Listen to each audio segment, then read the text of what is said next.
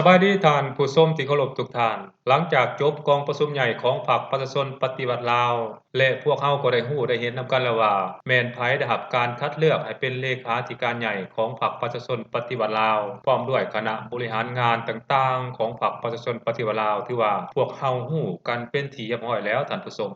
และในวิดีโอนี้ข้าพเจ้าอยากจะนำพาบรรดาท่านมาส่องเบิ่งเกี่ยวกับนโยบายเพื่อบรรลุเป้าหมายในการพัฒนาประเทศในการนำพาประเทศก้าวขึ้นสู่ระบอบสังคมนิยมของพรรคประชาชนปฏิวัติลาวเฮาโดยเฉพาะแม่นบรรดา11นโยบายดังกล่าวเฮาลองมาเบิ่งนำกันว่ามันมีนโยบายหยังแหน่ท่านผู้ชม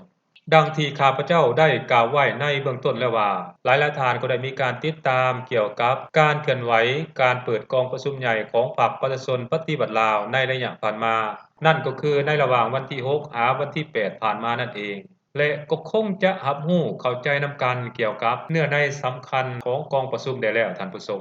ซึ่งรายละเอียดก็แม่นได้มีในมติกองประชุมใหญ่ที่ได้เห็นดีเป็นเอกภาพรับรองเอาแล้วนั่นแต่ในนามส่วนตัวเห็นว่าโครงการการเมืองฉบับที่3ที่ผ่านกองประชุมใหญ่นั้นแม้นเป็นโครงการที่มีความหมายความสำคัญหลายซึ่งโครงการการเมืองฉบับที่3นั้นเป็นโครงการการเมืองที่มีการกำหนดทิศทางกำหนดวิสัยทัศน์อันละเอียดโดยเฉพาะมี11นโยบายที่กำหนดออกในโครงการการเมืองตั้งแต่นี้จนฮอดปี2055ถือว่าเป็นการกำหนดอย่างชัดเจนและจะแจ้งแล้วว่าประเทศเฮาจะมีนโยบายในการพัฒนาประเทศแนวใดโครงการการเมืองฉบับที่3ว่าด้วยการบูรณะระบบประชาธิปไตยประชาชนก้าวขึ้นสู่สังคมนิยมการสร้างโครงการการเมืองฉบับที่3ขึ้นมานั้นแม้นสืบต่อการปฏิบัติแนวทางนโยบายเปลี่ยนแปลงใหม่ที่ประธานไกรสอนพรหมวิหารเป็นผู้ค้นคิดริเริ่มและก็เป็นสถาปนิกต้นตอที่ป้าไว้ให้พวกเฮาสืบทอดต่อได้อย่างบริสุทธิ์พุทธพองและมีความจงรักภักดีต่อพรรคเพราะฉะนั้นข้าพเจ้าขอนำเสนอโดยสังเขปเกี่ยวกับเนื้อในพื้นฐานของการบูรณะระบอบประชาธิปไตยประชาชนก้าวขึ้นสู่สังคมนิยมอยู่ประเทศเฮาที่ได้บรรจุเข้าในโครงการการเมืองฉบับที่3ซึ่งประกอบมีดังนี้ท่านผู้ชม1พัฒนาเศรษฐกิจตลาดตามทิศสังคมนิยมให้เป็นระบบและทันสมัย2หันเป็นอุตสาหกรรมหันเป็นทันสมัยหันเป็นดิจิทัล3การปกปักรักษาและฟื้นฟูสิ่งแวดล้อมรับมือกับการเปลี่ยนแปลงของสภาพดินฟ้าอากาศ4พัฒนาวัฒนธรรมและสังคม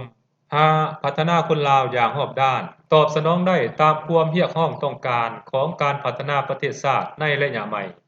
6สร้างเอาพลังป้องกันชาติป้องกันความสงบสุขทั่วปวงชนรอบด้านที่มีความหนักแน่นเข้มแข็งและมีแบบแผนที่ทันสมัย7ยึดมั่นแนวทางต่างประเทศของพรรคนั่นก็คือเพิ่มมิตรลดพรศัตรูร่วมมือกับหลายฝ่ายต่างฝ่ายต่างได้รับผลประโยชน์เคารพอำนาจและอธิปไตยพื้นแผ่นดินอันครบถ้วนของกันและกัน8สร้างพรรคให้ปลอดใสเข้มแข็งหนักแน่นรับประกันการกำอำนาจของพรรคให้มีความมั่นคง9สร้างรัฐประชาธิปไตยประชาชนปกครองด้วยกฎหมาย10เสริมขยายมหาสามัคคีทั่วปวงชนลาวทั้งชาติและ11เสริมขยายสิทธิ์เป็นเจ้าของประชาชนอย่างบ่หยุดยั้ง